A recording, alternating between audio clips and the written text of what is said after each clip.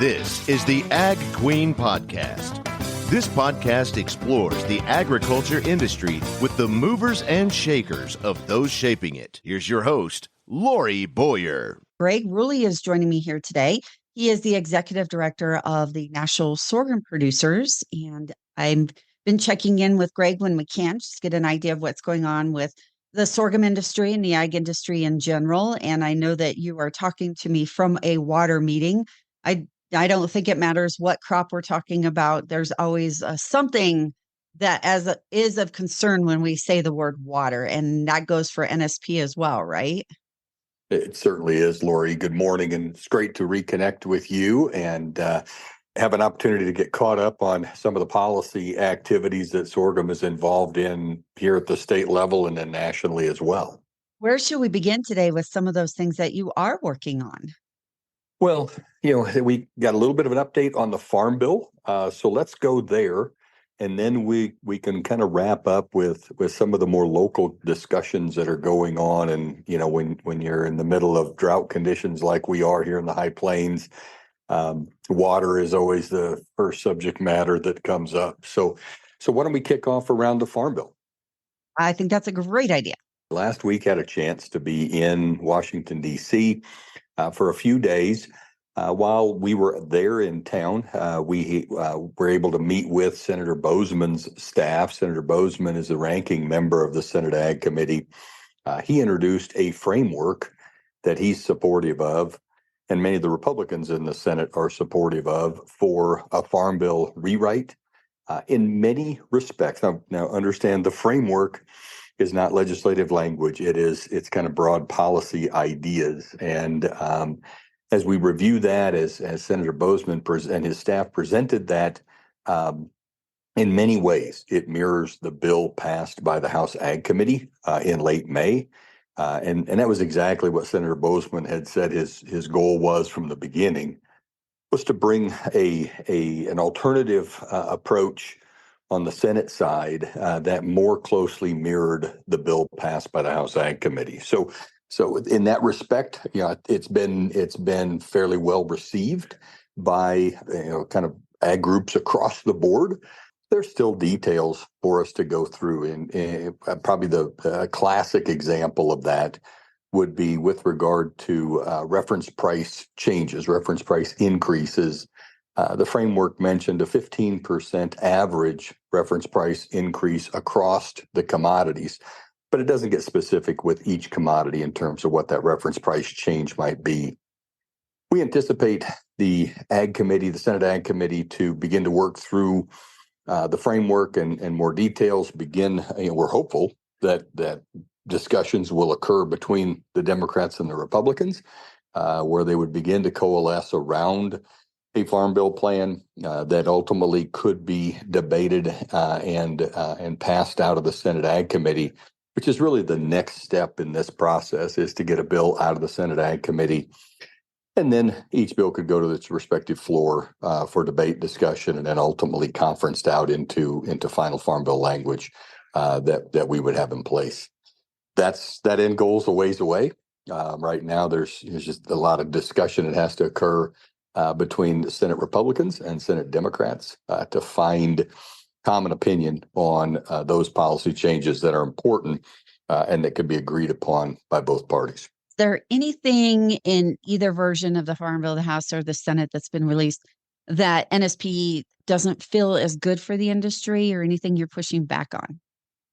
Well, there's three versions of legislation at play. We're very supportive of the House Ag Committee's bill, the bill that's passed out of the Ag Committee. And because Senator Boozman's framework is very similar to that, we have offered our support for those general principles that he has offered as his framework.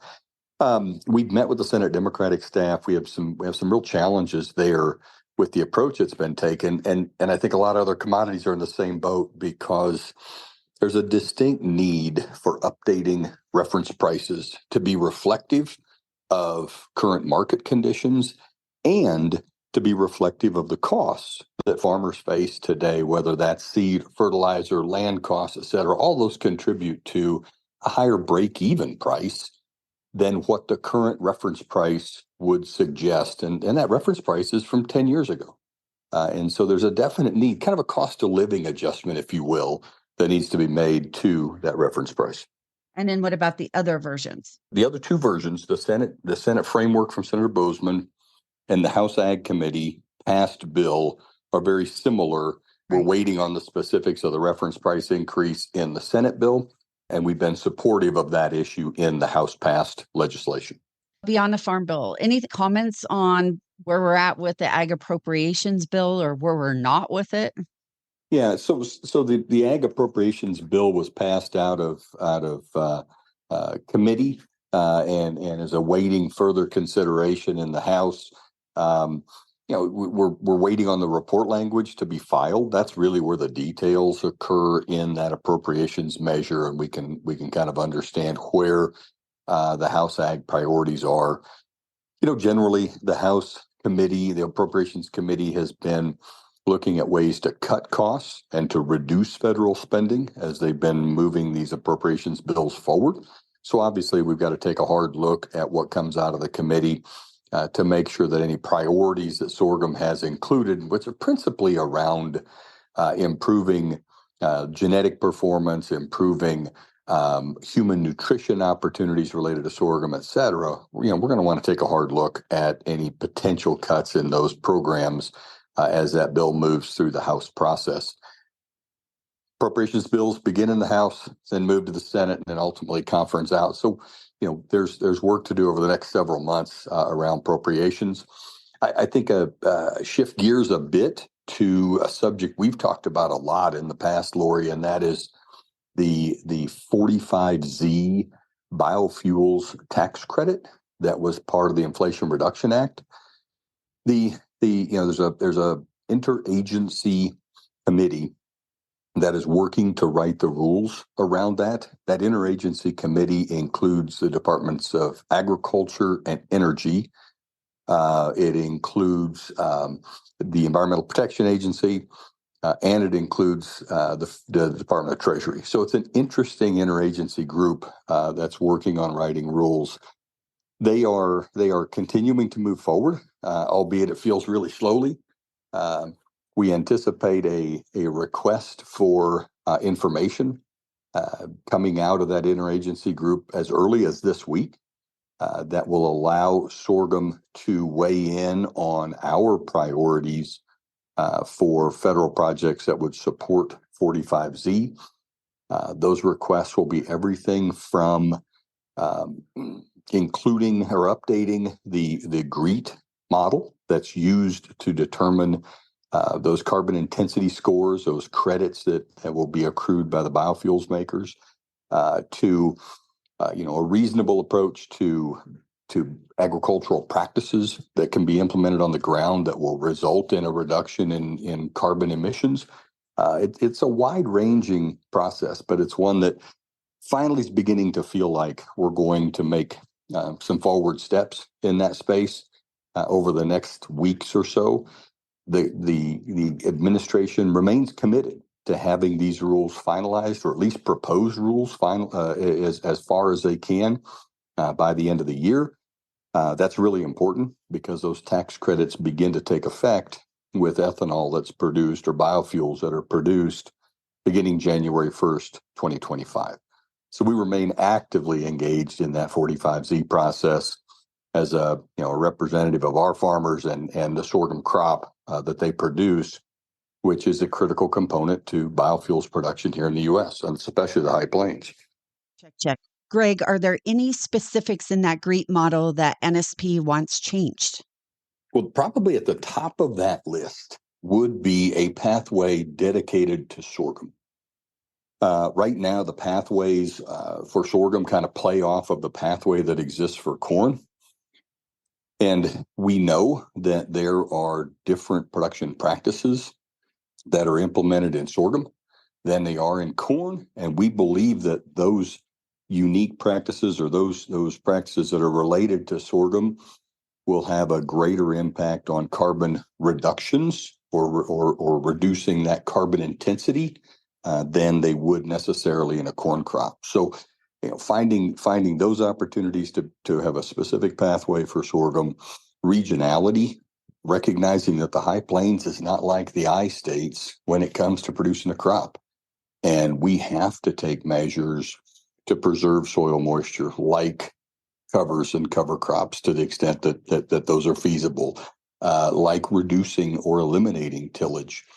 All of those have a positive impact on that carbon intensity score, yet they're not necessarily reflected in the GREET model because it lacks that regionality that would be so important to helping create that differentiation. Do you think it's likely that will happen? You'll get that pathway? I think we will. The question is staring at the clock or the calendar. It's the middle of June, but the end of the year will be here before we know it. And so, making sure that there's adequate time for those changes to be made is really what challenges that we have to address. On sorghum's behalf, the industry's done a tremendous job of putting research together to help kind of form this path for making these updates. But it's just a matter then of the federal government adopting that data, pulling it into their system, making the necessary changes, and then issuing that as a new updated version of the GREET model. Greg, shifting off of policy here, are your farmers experiencing some of these detrimental weather conditions that we've been hearing about? There sure has been, and it's a wide variety of challenges that they're facing. Texas producers, and the sorghum crop is early in a lot of areas. Here in my neck of the woods, there's planters rolling this week, last week, and this week, getting sorghum in the ground. There have been hail storms that have been damaging to crops. We know that the cotton folks in the West Texas Panhandle have had some real significant impacts from hail. Thank goodness we are beginning to see some moisture fall here in our corner of, southwest corner of Kansas, which has really increased farmers' interest in double crop, getting a crop in behind the wheat crop that they're harvesting now. Wheat yields seem kind of variable, but maybe some pleasant surprises out there in terms of a crop that got moisture at a time when it really needed it and was able to help and encourage grain fill in that wheat crop and maybe surprise some growers there. But yeah, we've seen some impacts from severe weather. We're so thankful for the moisture that we've been able to receive, and just look forward to continuing that. It's another hot, dry, windy day in southwest Kansas, so we're getting another one of those tough days where a lot of the moisture is drawn out of the ground and leaves with the wind as it heads north. And so hopeful for some mitigation here. There's rain in the forecast, and we're looking forward to that as well. Once again, my guest here today, National Sorghum Producers Executive Director Greg Ruehle. Thanks for tuning in to this edition of the Ag Queen Podcast with your host, Lori Boyer.